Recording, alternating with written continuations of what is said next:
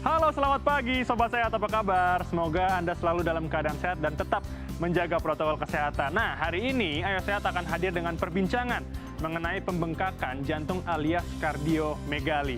Apa yang perlu diwaspadai dan apakah jantung bengkak ini bisa disembuhkan? Kita akan bahas nanti bersama dokter spesialis jantung dan pembuluh darah. Bersama saya, Elgin Fridianto.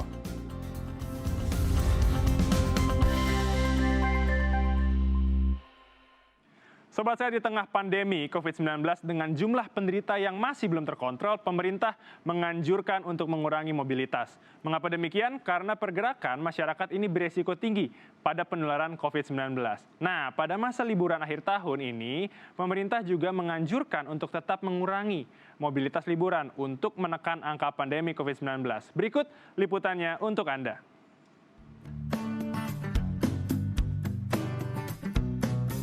Pergerakan yang tinggi pada masyarakat di masa pandemi COVID-19, apalagi menjelang hari libur akhir tahun, menunjukkan tingginya resiko masyarakat terdampak COVID-19.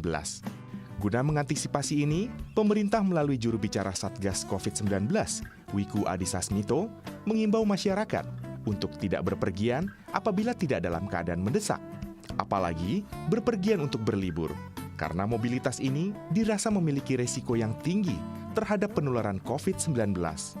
Menjelang libur akhir tahun, secara alamiah antusiasme masyarakat ialah memanfaatkan waktu senggang ini untuk bepergian baik untuk silaturahmi maupun untuk tujuan pariwisata. Saya menghimbau kepada masyarakat, jika perjalanan yang akan dilakukan tidak mendesak, diharapkan untuk tidak melakukan perjalanan. Perjalanan memang tidak selalu berbahaya, namun orang yang berasal dari daerah dengan risiko transmisi tinggi berpotensi membawa penyakit ke daerah yang mereka tuju. Menekan mobilitas pergerakan masyarakat yang dihimbau oleh Satgas COVID-19 bukan tanpa alasan. Dalam 1 minggu terakhir, tingkat penderita COVID-19 di beberapa daerah cenderung meningkat. Wiku Adhisa Smito menjelaskan, meningkatnya angka COVID-19 dalam minggu terakhir ini disebabkan adanya tren penerapan protokol kesehatan yang menurun. Untuk mengantisipasi ini, pemerintah daerah diminta untuk terus melakukan pencegahan melalui 3T, yaitu tracing, testing, dan treatment. Bagi pemerintah dan Satgas di daerah, terdapat tren kepatuhan terhadap protokol kesehatan yang menurun, khususnya di kota besar dan daerah pendukung lainnya seperti Jabodetabek. Bagi provinsi lainnya yang mencatatkan peningkatan kasus aktif, saya meminta agar upaya 3T yang dilakukan untuk dievaluasi. Petakan hambatan yang terjadi dan segera selesaikan. Koordinasikan dengan Satgas di pusat apabila ditemukan kendala. Ingat, keberhasilan penanganan kasus aktif di daerah juga berkontribusi terhadap penanganan pandemi COVID-19 di tingkat nasional. Nah, Sobat Sehat sekalian, himbauan dan pencegahan yang diberikan juru bicara Satgas COVID-19, Wiku Adhisa Smito, diharapkan dapat menjadi informasi yang dapat Sobat Sehat sekalian serukan kepada orang-orang tersayang, agar mengurangi mobilitas pada saat liburan akhir tahun ini. Dan jangan lupa, selama liburan akhir tahun ini, untuk tetap terus menerapkan protokol kesehatan, dengan menggunakan masker, mencuci tangan, dan menjaga jarak ketika beraktivitas di luar rumah. Nah, Sobat Sehat, apakah Anda sering mengeluh sesak napas dan memiliki kondisi tubuh yang lemas? Mungkin gejala ini perlu Anda waspadai. Karena usai jeda saya akan mengajak Anda berdiskusi dengan dokter spesialis jantung dan pembuluh darah untuk membahas mengenai jantung bengkak atau kardiomegali. Apa itu? Usai jeda di Ayo Sehat.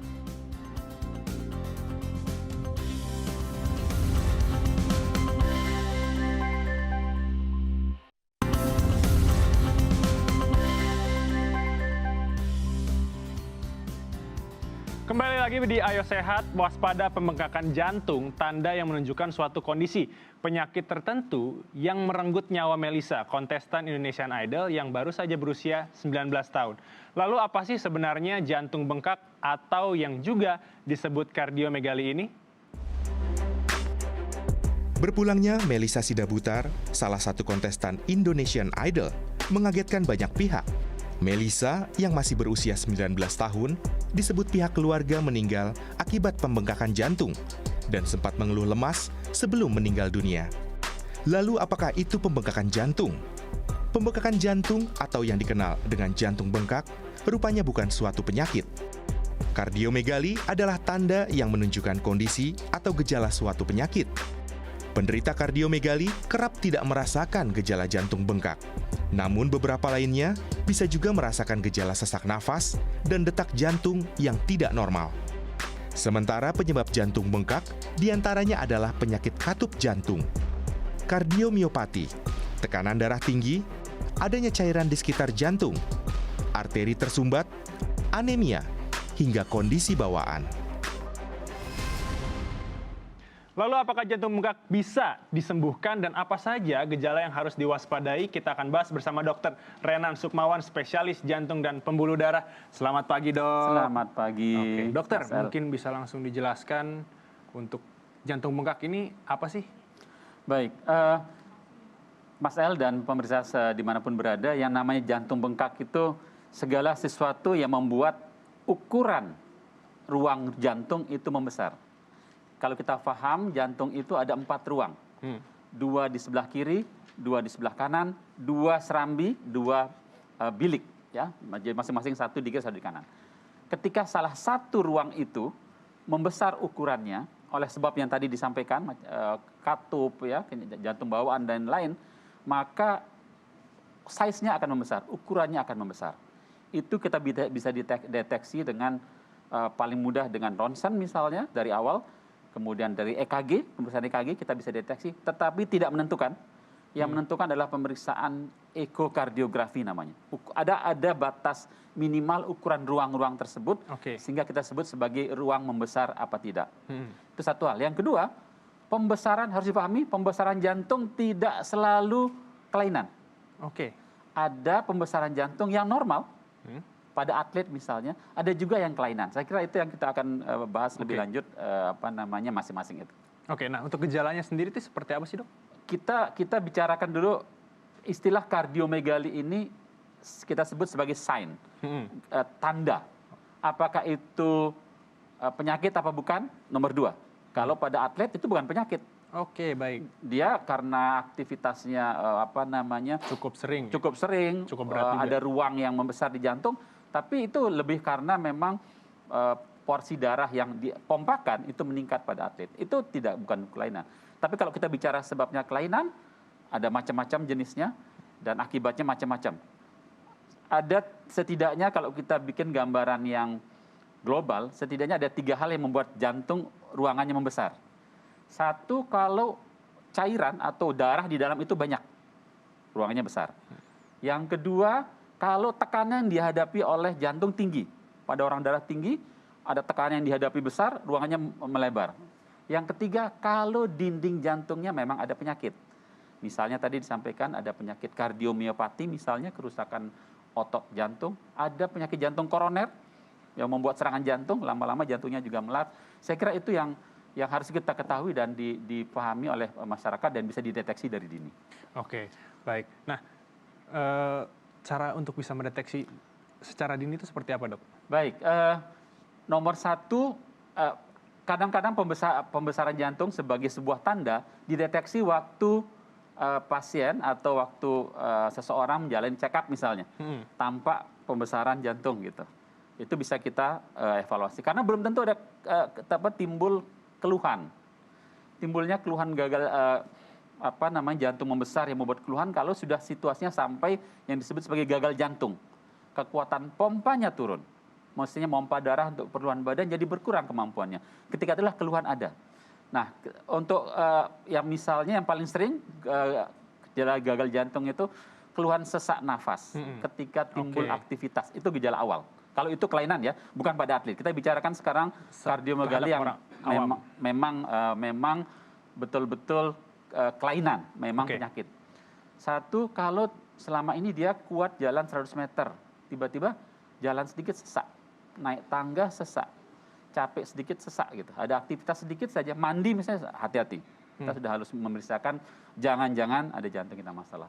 Yang kedua, kalau misalnya ada riwayat penyakit pada keluarga, jantung bawaan, misal jantung bocor, misalnya pada anak-anak pun bisa jantung bengkak ya. Oke. Jadi itu coba diperiksakan, jangan-jangan ada bagian yang bocor atau yang sekat yang tidak tertutup sempurna juga bisa jantung bengkak. Yang ketiga, nah mungkin ini yang terjadi pada banyak orang muda, misalnya ada riwayat keluarga dengan penyakit jantung. Penyakit jantung misalnya serangan jantung pada usia muda, stroke pada usia muda. Coba dideteksi, periksakan, cek ke dokter.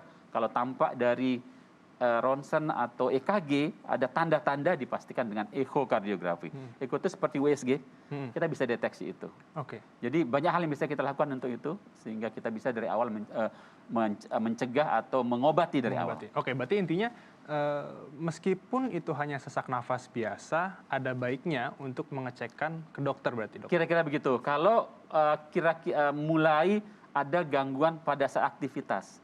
Oke. Jadi misalnya seperti saya sebutkan tadi, jadi sebelumnya kuat ngapa-ngapain, main bola begitu ya, kuat, kemudian futsal, tapi tiba-tiba sekarang mau lari aja dulu seperti Sesek kayak berat. sesak, nggak enak, nafas pendek. Oke, nafas pendek. Nafas Baik. pendek, jadi bahasa Inggrisnya shortness of breath. Jadi narik nafas kayaknya nggak plong. Cobalah kita cari, karena tentu tidak hanya karena jantung, bisa juga karena paru, tapi jangan-jangan ada penyakit jantung pada keluarga, misalnya pada orang muda bisa saja mungkin terjadi adalah kardiomiopati. Jadi ada otot jantungnya itu memang pada usia ada penyakit, ada gangguan protein pembentuk jantung itu yang terganggu secara genetik. Oke. Dan itu manifest pada usia-usia muda. Oke. Sehingga pelan-pelan jantungnya melebar, terus kemudian nanti susah mompa gitu. Oke. Ya, saya kira banyak hal yang membuat situasi jantung kita potensi untuk pembengkakan. Tapi kalau untuk bicara soal atlet, dok, ini kan tidak bisa dibicarakan sebagai sebuah kelainan. Tapi tidak menutup kemungkinan juga bahwa atlet profesional saja itu seperti bicara lalu-lalu ada yang, mohon maaf, meninggal karena Betul. jantung. Ini melihat Baik. ini gimana, dok? Kita bicara sedikit tentang kondisi yang kita sebut sebagai athlete heart syndrome. Jadi sindroma jantung pada atlet. Jantungnya menebal karena latihan. Biasanya itu reversible, artinya tidak membuat kelainan. Bahkan kalau dia misalnya sudah day training 2-3 bulan itu bisa mengecil lagi sebenarnya. Tapi itu semata-mata respon badan. Kita bayangkan mudahnya jantung itu seperti kantong, ya. Tapi diisi darah, dia bisa melar, tapi sampai batas tertentu. Oke. Jadi melar, terisi pompa. Ada hukum Sterling yang berlaku namanya di situ. Jadi Baik. semakin banyak cairan diisi, semakin kuat pompanya. Pada atlet-atlet, justru sebenarnya itu terjadinya pembesaran jantung sebagai kompensasi dari latihan yang teratur, training yang baik, kemudian dia sehingga pompanya baik dan kuat. Tapi ada situasi di mana ternyata pada atlet tersebut sudah mengidap kardiomiopati. Sebelum dia menjadi atlet? Sebelum menjadi atlet. Oke, itu baik. yang ditengarai terjadi pada beberapa atlet profesional yang kita tahu meninggal mendadak di lapangan. Oke. Dan itulah yang kemudian terjadi ketika jantungnya membesar karena exercise, karena latihan yang lama dan terukur. Lama-lama kemudian situasi kardiomiopatinya membuat timbul gejala-gejala tadi. Yang paling sering terjadi sudden death di lapangan. Kenapa sudden death? Karena jantung yang membesar ditambah dengan kondisi kelainan genetik, dia mudah terjadi aritmia. Gangguan listrik yang mendadak yang kemudian dapat membuat kondisi yang disebut dalam bahasa kita sudden cardiac death. Jadi di lapangan dia tergeletak. Nah, dok, untuk pembengkakan jantung ini sendiri kira-kira bisa disembuhkan nggak sih, dok? Dari awal kita deteksi dulu. Kalau pada tahap-tahap awal, kemudian itu sebabnya apa dulu ya? Kalau pada atlet tentu di training bisa mengurangi pembengkakan, walaupun sebenarnya itu tidak membuat masalah dalam jangka panjang. Baik. Tapi kalau katakanlah pada orang-orang yang hipertensi lama, saya sampaikan tadi, tekanan yang tinggi dalam jangka panjang pelan-pelan membuat jantung melar gitu ya. Baik. Ketika tensinya dikontrol dengan baik, dengan obat-obatan yang cukup, konsul pada dokter jantung dimanapun berada, kemudian akan diberikan obat-obat yang mengontrol tekanan darah dan fungsi jantung. Itu ada chance untuk terkontrol atau tidak membesar gitu ya. Tetapi kalau sudah kronik, ini bisa kita maintain dengan obat-obatan. Yang penting jangan sampai terjadi berkelanjutan atau makin lama makin melar begitu ya, sehingga itu oke. lebih sulit lagi untuk mengontrol. Oke, terima kasih Dr. Reknan Sumawan. Semoga sehat dan semoga informasi ini bisa berguna bagi Sobat Sehat di rumah. Nah, Sobat Sehat jangan beranjak dulu karena Ayo Sehat masih memiliki beberapa informasi menarik lainnya. Tetap di Ayo Sehat.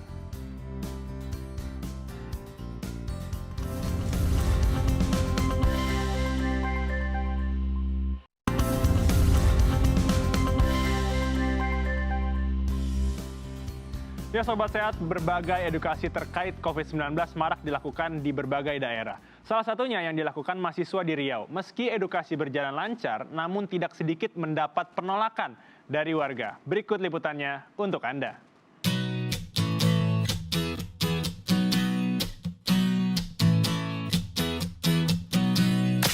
Jumlah kasus baru orang terpapar virus corona di Bumi Lancang Kuning, Riau, pada minggu ketiga di penghujung tahun ini mengalami kenaikan. Bahkan pada tanggal 19 Desember 2020, pasien yang terpapar COVID-19 mencapai 372 kasus. Angka ini merupakan yang tertinggi selama pekan ketiga di bulan Desember. Salah satu pemicunya adalah mobilitas masyarakat sejak liburan sekolah dimulai. Selain itu, tingkat partisipasi masyarakat dalam melakukan pemeriksaan secara mandiri yang semakin tinggi turut mempengaruhi bertambahnya angka COVID-19 di Provinsi Riau. Untuk minggu ini sepertinya terjadi peningkatan. Kalau yang dilihat dari minggu yang lalu, begitu juga terhadap angka kesembuhan terjadi. Kalau angka kesembuhan terjadi peningkatan karena dalam minggu ini kabupaten kota yang biasanya rendah menjadi tinggi dan karena disebabkan adanya pemeriksaan daripada di pesantren di wilayahnya. Dalam mengantisipasi tingginya angka COVID-19, pemerintah daerah Provinsi Riau dengan sigap melakukan langkah antisipasi. Salah satu upaya yang dilakukan pemerintah daerah Provinsi Riau adalah dengan mengedukasi warga.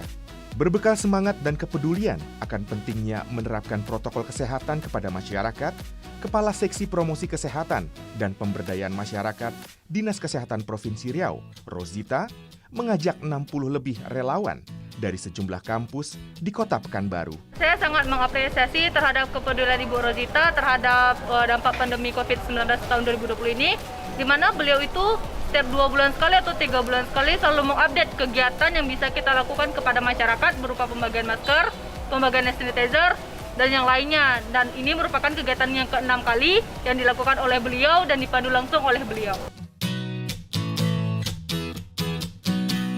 Namun upaya edukasi bukanlah hal yang mudah. Dalam prosesnya, masih banyak masyarakat yang menolak edukasi yang dilakukan pemerintah Provinsi Riau. Seperti yang pernah dialami langsung oleh Kepala Seksi Promosi Kesehatan dan Pemberdayaan Masyarakat Dinas Kesehatan Provinsi Riau, Rosita, saat turun ke lapangan untuk mengedukasi masyarakat. Berbagai alasan masyarakat yang menolak edukasi protokol kesehatan ditemukan di lapangan. Jadi ketika kami turun ke pasar, itu memang banyak sekali yang masih tidak menggunakan masker dengan benar. Walaupun mereka punya masker, tapi itu maskernya digantung atau ditaruh di kantong. Padahal untuk pasar-pasar itu tentu potensi lebih besar berisiko.